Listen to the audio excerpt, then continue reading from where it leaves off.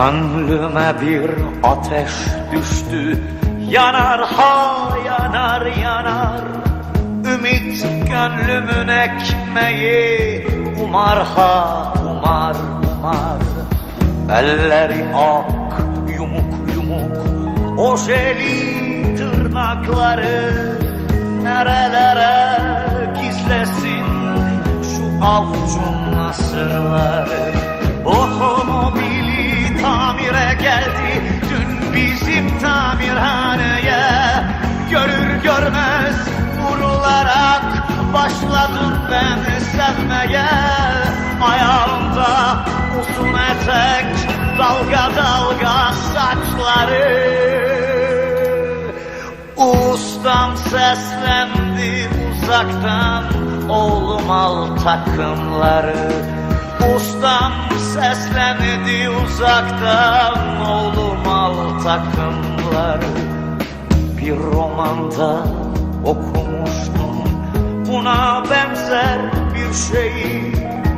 Cildi parlak kağıt kaplı, pahalı bir kitaptı.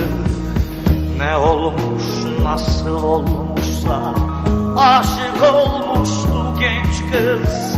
Yine böyle bir durumda tamirci çırağına. Ustama dedim ki bugün giymeyim tulumları. Arkası kuşlu aynamda taradım saçlarımı. Gelecekti bugün geri arabayı almaya. O romandaki hayali belki gerçek yapmaya. O romandaki hayali belki gerçek yapmaya. Durdu zaman, durdu dünya, girdi içeri kapıdan. Durdu zaman, durdu dünya, girdi içeri kapıdan. Öylece baka kaldım gözümü ayırmadan. Öylece baka kaldım gözümü ayırmadan. Arabanın kapısını açtım girsin içeri.